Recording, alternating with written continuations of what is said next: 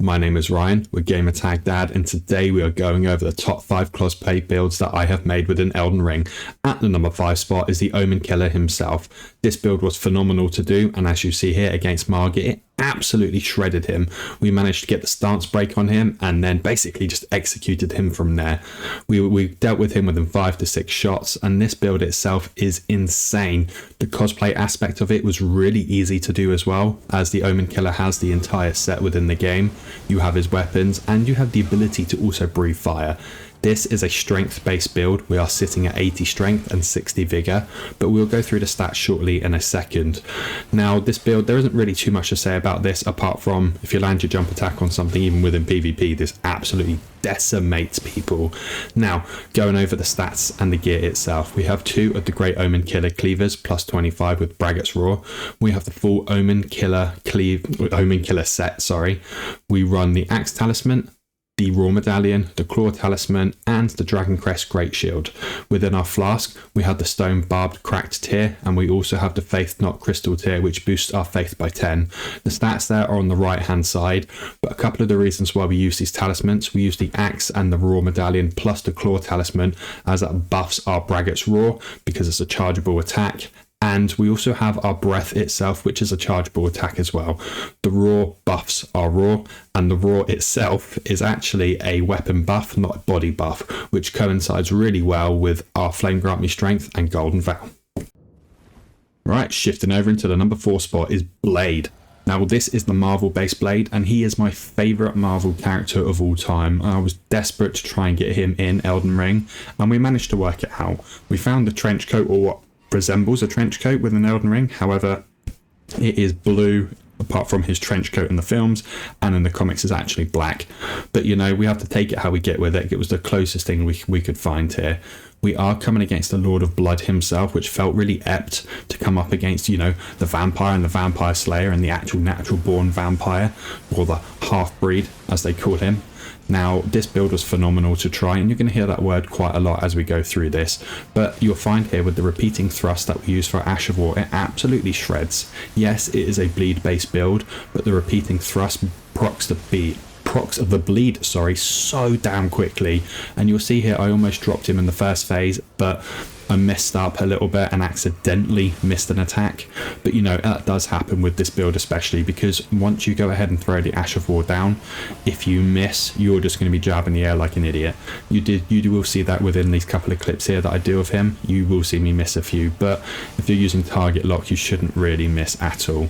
Now, what can we say about the build itself? The build itself was phenomenal, and it is a dex based build, which is what you would expect for the katana we are using. We tried to keep it as close to what we would expect his vampire-like reflexes would be, which is why we went ahead and threw down the repeating thrusts.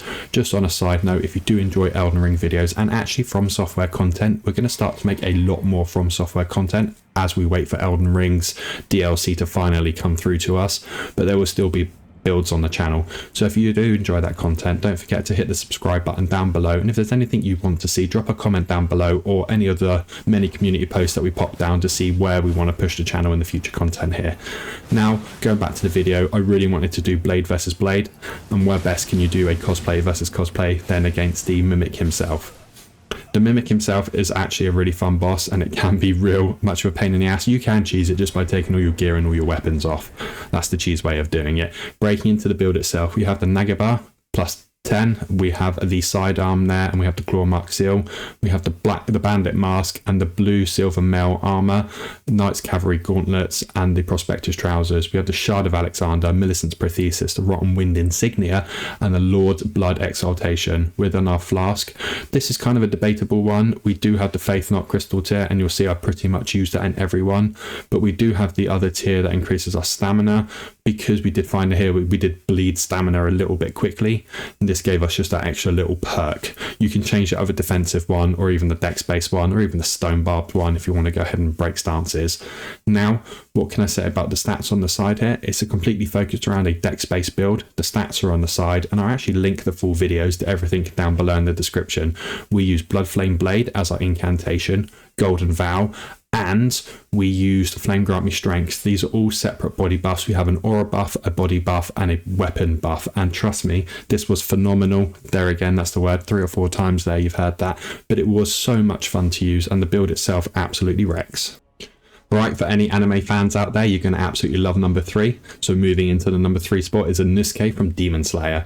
The third series has, I say, just released on TV. It's been out for a little while now, but the series 4 has also been announced. So stay tuned for some more cosplay builds that will revolve around Demon Slayer. And if you do like Demon Slayer, I have done all 3 of the main characters. I will drop the video links for them down in the description below as well. All of these will be timestamped, so stay tuned for the last one, because if you're a big fan of anime, you're going to love the last one, and I have some phenomenal anime ideas coming up as well. Now, this build is a little bit different. It's a dex-based build, but it's also focused around the raw. We tried to stick with a Insouke as much as we thought a Insouke would play within Elden Ring. We tried to stick to his characteristics, the fact that he never backs down, and the fact that he will just charge at anything. And what I loved about this, you can actually do the anime run with these 2 scavenger weapons, or scavenger blades, sorry. These are also serrated to kind of show off his signature weapons, and you'll see it just there. If you hold down L1 if you're on PlayStation and charge towards them, you kind of do like a double slash, and it is so much fun to use. This build did shred, and the one thing I have to do disclaim here is I accidentally messed up in this fight here, and I ended up spending another 30 seconds of just pointless things where I could have just executed almost instantly. Now, don't let this put you off the build itself. The build is so much fun. We have the fur shaman leggings, and you can actually go ahead and swap these with some other fur leggings in the game. You kind of just have to see what's best for you. This build isn't versatile and is very rigid, but you know, it's a cosplay build that we're looking at one of the most loved Demon Slayer characters out there. He's so much fun to watch and so much fun to play. I had an absolute blast playing with this, and I was a little bit disappointed when the build itself was over and we went ahead and moved on to another build. I should have just done a whole playthrough with it really, but you'll see here it does struggle a little bit on damage output. If you're not using the raw, you do need to use the raw quite a lot, and you do also need to buff yourself up. One of the talismans we do have down on here is the raw medallion, obviously to boost our raw itself. And the one thing I would say that you should really be running on these blades is probably Braggart's raw as well, to give yourself the buff upgrade. It's the one thing we didn't include in this build. Now looking back at it, that's what we should have gone ahead and thrown in. Now we are just about to go ahead and throw down the stats on the screen. So as I said previously, this is a dex-based build and has a little bit of vigor in there, but it's mostly dex. We have both the scavenger curved swords here, plus 25. We have the wolf mask, we have the fur leggings, and that's essentially it. We have the Shard of Alexander, both the Rotten Winged Insignia and Millicent's Prothesis with the raw medallion.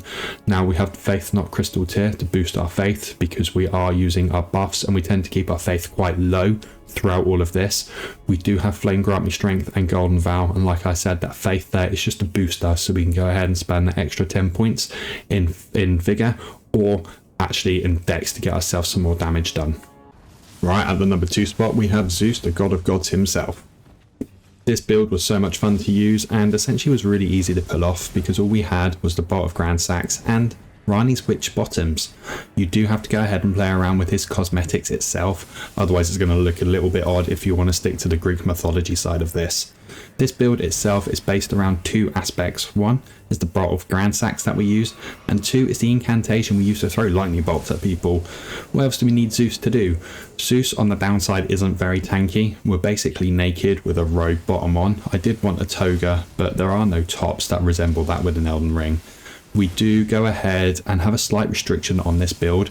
It was no red lightning spells. Now I get the Bolt of Grand Sax is red and there are cool lightning spells that we could have used, but we did want to avoid that because his lightning is supposed to be yellow or golden yellow. Now the Bolt of Grand Sax was the only thing that was a weapon we could throw that was a lightning bolt, so that was our best shout. We do come up against a boss here that was a little bit lightning based, I guess, so it was kind of cool to do lightning versus lightning and see how we got on. I would have loved to have taken on the Mimic with Zeus, because 2 bolts of Grand Sax being thrown at each other would have been so much fun to have done. You will see here this boss does get shredded because the damage output of this build was phenomenal. There was one talisman I would change if I was to do this again, which is the Ritual Sword talisman, because you don't really stay at 10 or full health for very long. So we had the Bolt of Grand Sax, we had the Shard of Alexander, the Godfrey icon, the Lightning Scorpion charm, and the ritual sword talismans, which I'd probably go ahead and swap out. Within our flask, we have the lightning shroud and crack tier, and we have the faith knot crystal tier. Our incantations or spells are just on the side there, but we used Howl of Shibari and Golden Vow for our respective buffs and our ability to throw lightning bolts at each other.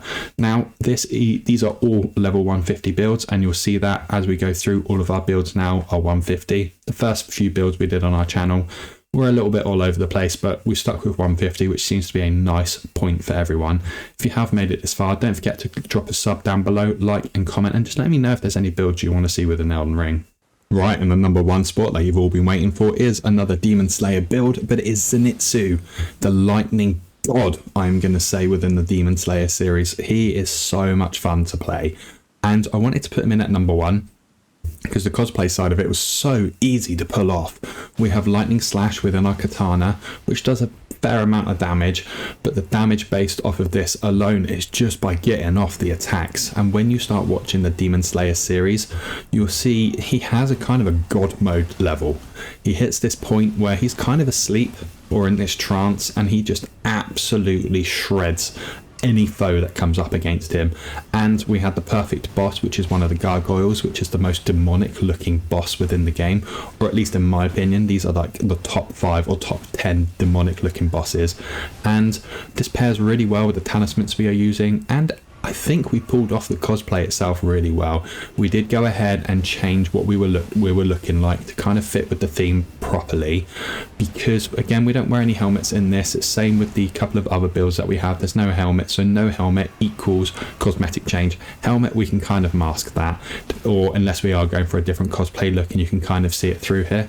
Now, I accidentally really messed up the execution of this. It would have been perfect to essentially cut his head off, which would have been the perfect way to execute any foe when it comes to replicating a Demon Slayer build.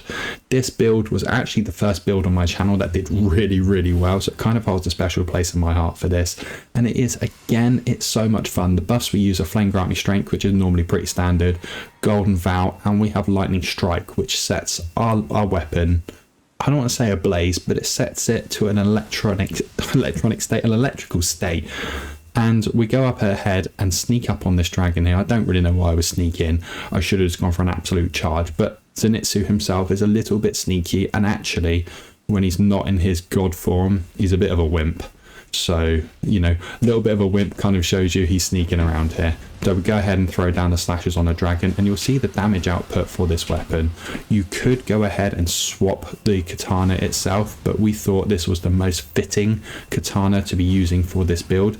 And actually, you'll see through the Demon Slayer core, they all use different katanas, and I have all 3 of the builds in my on my actual channel here, which were a lot of fun to do.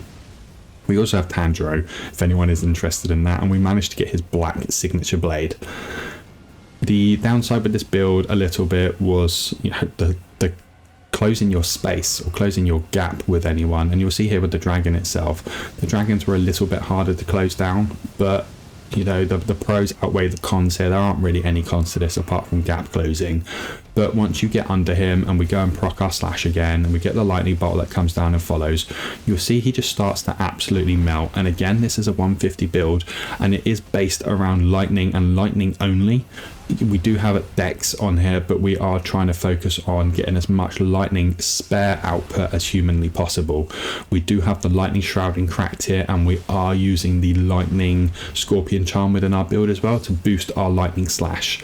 Now, coming on to the stats itself, we will go through and again, yeah, show you what stats we have. So you'll see the weapon here. We have, not going to pretend to pronounce it. We have a finger seal, and we have the robes we have, and the prospectus trousers. We have the lightning scorpion charm, Millicent's prothesis, the rotten winged insignia, and the shard of Alexander. Again, we've gone over our flask, but in our flask we had the faith knot crystal tier to boost our faith, so we can use golden vow, and the lightning shroud and cracked tier. The stats are on the side there. So if you want to go ahead and look at those to replicate the build for yourself, there was no other incantations or buffs we were using in this. These were solely the buffs and the weapons that we had. Now we do have a bonus clip coming up, so stay tuned for that. Our bonus build is Thor, God of Thunder himself. Now we are using the brick hammer for this and anything lightning based. We have the full Cadian armor set because it looked the most Nordic thing that we could find, and I wanted to put this in there because I just wanted to show you the abilities that this build had. We absolutely wrecked Malekith even in his final form or the second phase. We stance broke him twice and we essentially just executed him here.